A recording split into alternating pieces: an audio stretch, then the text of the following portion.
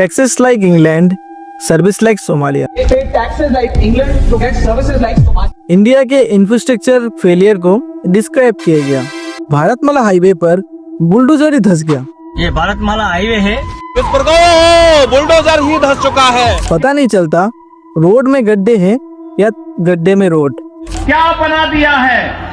सड़क पे गड्ढा है या गड्ढे में सड़क है, कोई पता ही नहीं लग रहा। पता नहीं चलता हेल्थ केयर इशू, स्टाफ की कमी और थर्ड क्लास इंफ्रास्ट्रक्चर, हॉस्पिटलों में बेड की कमी, और अगर कुछ ज्यादा केस आ जाए तो उसे रेफर ही कर दिया जाता है। क्यों? लोग अपने ही देश को छोड़ने के लिए परेशान हुए जा रहे हैं।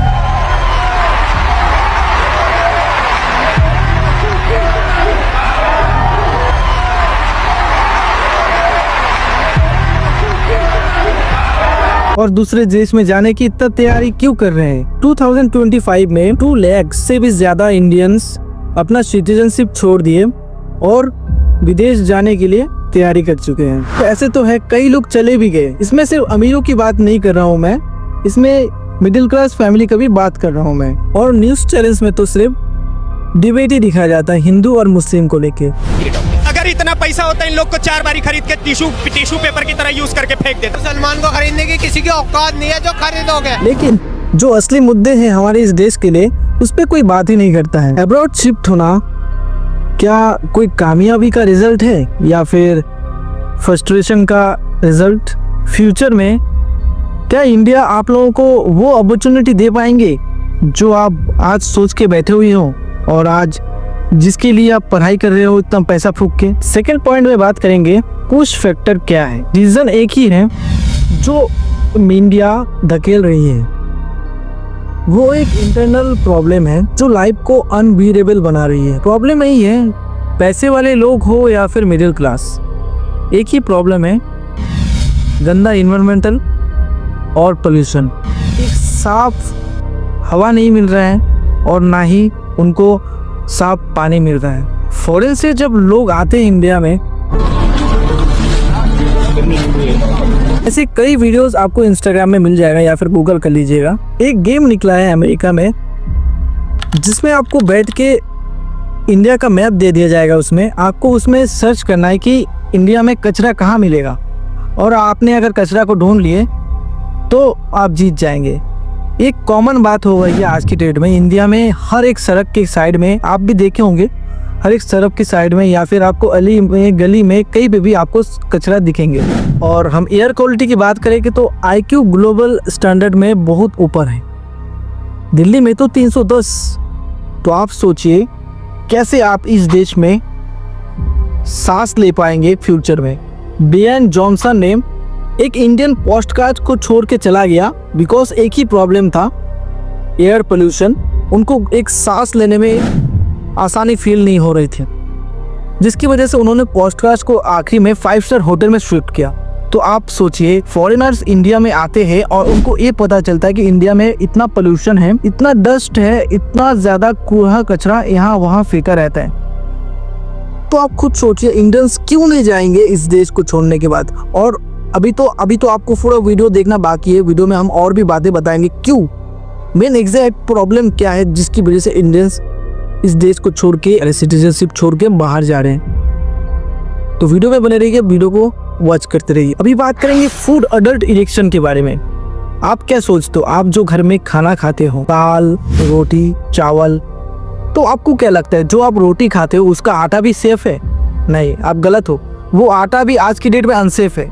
आटा में आज की डेट में मिलाया जा रहा है स्टोन पाउडर, मसाला में अडल्ट इरेज और दूध में सिंथेटिक। पनीर बन रहा है पाम ऑयल के मिक्स से। ब्रांडेड और कॉस्टली सामान के बारे में बात करें तो जैसे फैंटा में मिलाया जाता है आर्टिफिशियल कलर। अभी बात करते हैं गवर्नमेंट हेल्थ केयर फेलियर्स के बारे में। गवर्नमेंट हॉस्पिटल की बात करें तो no emergency ward, railway station से भी बदतर हालत करके रखे है आज की डेट में गवर्नमेंट हॉस्पिटल का। और बाथरूम तो आप देखोगे तो इतना गंदा है गवर्नमेंट हॉस्पिटल का बाथरूम, जिसे आप जिस काम के लिए यूज करने जाने वाले थे उस काम को यूज नहीं कर सकते। आज की डेट में आप गवर्नमेंट हॉस्पिटल में जॉब कर रहे हो तो आपकी नाइट भी सेव नहीं है। आपने कोलकाता वाले केस को तो देखे ही होंगे। कोलकाता में 2 केस हो चुका है गवर्नमेंट हॉस्पिटल की बात करते हैं हम। और अभी बात करते हैं एजुकेशन और जॉब मार्केट के बारे में। स्कूल फीस हर साल बढ़ती जा रही है, लेकिन no guaranteed job after school and after college. Education system आपको वही पुराना 50 साल पहले का जो कहानी है वही आज की डेट में भी पढ़ा रही है, लेकिन आपको कोई स्किल बेस स्टडी नहीं करवाया जा रहा है जिससे आप फ्यूचर में जाके कोई स्किल के ऊपर जॉब मिल सके। ऐसी कोई अभी तक सिलेबस हम लोग की गवर्नमेंट में अप्रूव नहीं किया है। अब्रॉड स्टडी एक्सपेरिमेंट में अभी रियल ग्रोथ 60% किया है इस साल। अब बात करेंगे टैक्स की। हाई टैक्स, आप 10 रुपए कमाते हो तो उससे आपका 7-8 रुपए तो गवर्नमेंट को देना पड़ता है टैक्स के लिए। 10 रुपए कमाते हैं, उसमें से 3-3.5 रुपए आप इनकम टैक्स के माध्यम से दे देते हैं, 2 रुपए 2.5 रुपए जीएसटी, 2 रुपए आपका कैपिटल गेन टैक्स लगता है, तो मात्र 10 रुपए में से 7-8 रुपए तो सरकार के खजाने में चला जाता है। तो आम आदमी को मिलता क्या है? और सरकार जो हमसे इतना टैक्स लेती है उसके बदले में सरकार हमें देती क्या है? We in India today pay taxes like England to get services like. और टैक्स तो देते हो, लेकिन आप उसके बाद क्या उम्मीद रखते हो? गवर्नमेंट हमें एक अच्छी सर्विस दे, लेकिन सर्विस आपको मिलता है 3rd क्लास की। जीडीपी फॉर कैपिटल पे कोई ध्यान नहीं देता, लोग सिर्फ इसी बात पे ध्यान देते हैं टोटल जीडीपी क्या है इस देश की। अब बात करते हैं सोशल और सेफ्टी इशू के बारे में। रिलीजन डिवीजन, डिबेट सिर्फ मंदिर और मस्जिदों में किया जाता है और आपको एक असली मुद्दे से भटकाया जाता है और हमेशा के लिए आपको उस मुद्दे से दूर कर दिया जाता है। सरकार हमेशा एक ही चीज पे ध्यान देते हैं, हमें अगर कोई जरूरत की चीज मिल जाए तो उसके बाद हम ये नहीं देखते कि इंडिया में या फिर किसी और देश में प्रॉब्लम क्या चल रही है। जैसे सरकार द्वारा चावल दिया जाता है, देश के 80 करोड़ गरीबों को मुफ्त राशन देने वाली योजना को भाजपा सरकार अब अगले 5 साल के लिए और बढ़ाएगी। अनाज दिया जाता है, चीनी दिया जाता है, राशन की सामान का वितरण होता है। लोगों का बेसिक सामान अगर सरकार द्वारा दे देते हैं, उसके बाद ये चीज नहीं देखते कि एक्चुअली में प्रॉब्लम कहाँ पे है, क्योंकि उसको तो उसका बेसिक सामान मिल चुका है। और सबसे बड़ी बात, अगर इंटरनेट की बात करें तो इंडिया सबसे सस्ता इंटरनेट देता है आपको आज की डेट में। अब कई और देशों में देख लो कितना महंगा होता है वहाँ का इंटरनेट, और आप इंडिया का इंटरनेट देख लो कितना ज़्यादा सस्ता है उन दूसरे देशों की तुलना में।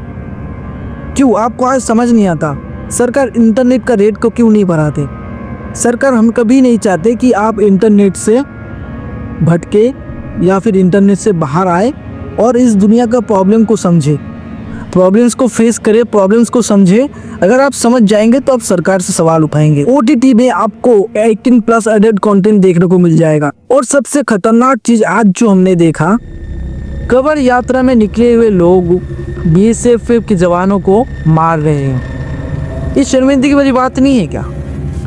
आप खुद सोचिए, जो बंदा अपना जान को हथेली पे रख के आपके लिए बॉर्डर में हो, कहीं पे भी हो, बंदूक ताने खड़े रहते हैं, उनका कोई ये नहीं रहता उन लोग कब मर जाएंगे कब जिंदा रहेंगे।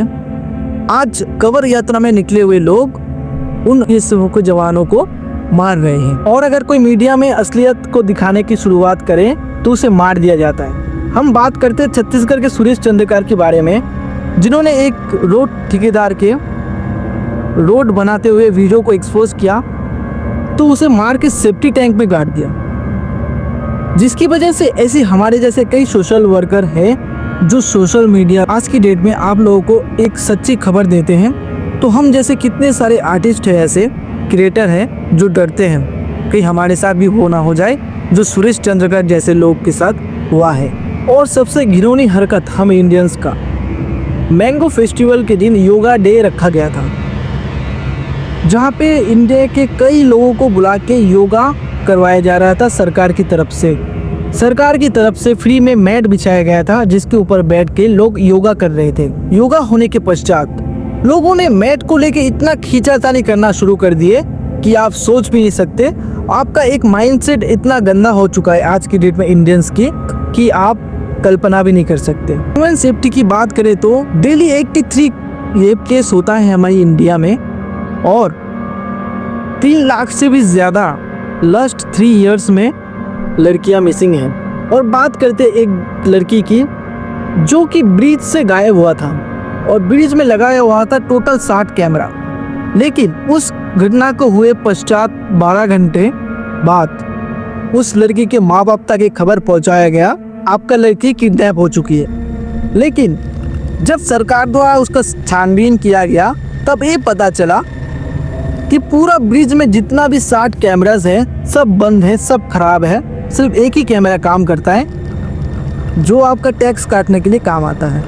अगर कोई ओवर स्पीडिंग गाड़ी चलाता है वहाँ पे तो कैमरा उसको देखता है, उसका नंबर प्लेट को स्कैन कर लेता है। सिर्फ एक ही कैमरा जो टैक्स भरने के लिए आपको काम आएगा और वो टैक्स जाएगा कहाँ? सरकार की जेब में। तो आप सोचिए, आपका सेफ्टी के लिए कोई सरकार द्वारा कोई कदम नहीं उठाया जा रहा है, लेकिन आपका टैक्स काटने के लिए सरकार एकदम आगे रहते हैं। ग्लोबल इमेज, इंडियन की पासपोर्ट की आज की डेट में कोई वैल्यू नहीं है। पासपोर्ट की रैंकिंग गिर रही है। फॉरेन कंट्री में इंडियंस को सस्पेशली देखा जाता है। और तो और जब फॉरेन से फीमेल फॉरेनर्स आते हैं तो हमारे इंडिया देश के लड़के या फिर आप पुरुषों को ही क्यों ना बोल लो, इनका माइंडसेट इतना गंदा होता है कि फॉरेनर्स को ऐसे घूरते हैं कि उनका माइंडसेट इंडियन को लेके एक गंदा बैठ चुका है आज की डेट में।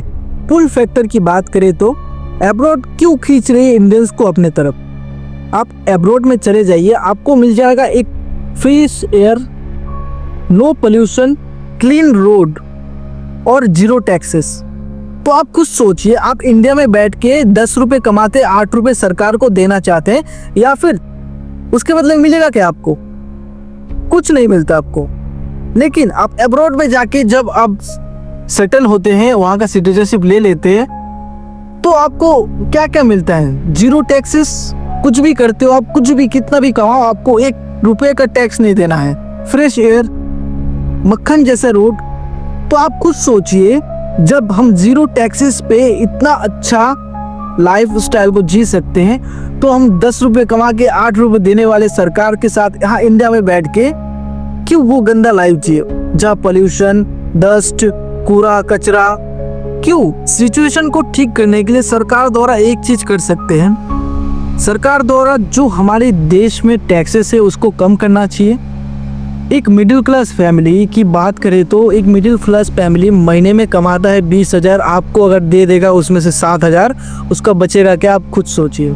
हाँ, टैक्सेस कम करिए, एक अच्छा इंफ्रास्ट्रक्चर रहिए, स्कूलों का, हॉस्पिटलों का, रेलवे स्टेशन का, रोड्स का।